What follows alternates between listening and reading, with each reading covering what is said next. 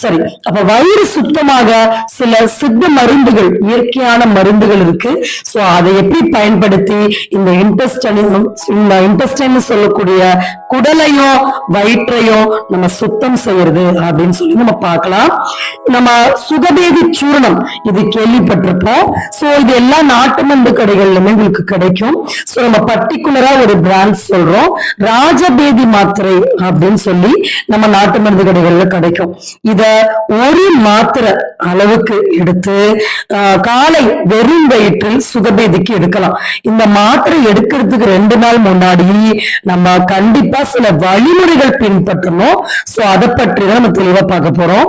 நம்ம எந்த விதமான நான்வெஜ் உணவுகள், எண்ணெய் அதிகமாக சேர்க்கப்பட்ட தின்பண்டங்கள், ஹெவியான மீல்ஸ், அதாவது ஏதாவது ஒரு ஃபங்க்ஷன்ஸ்ல சாப்பிட்டுருக்கோம் அப்படின்னா கண்டிப்பா ஒரு வாரம் கழிச்சு தான் பேதி மாத்திரை எடுக்கணும். நிறைய பேர்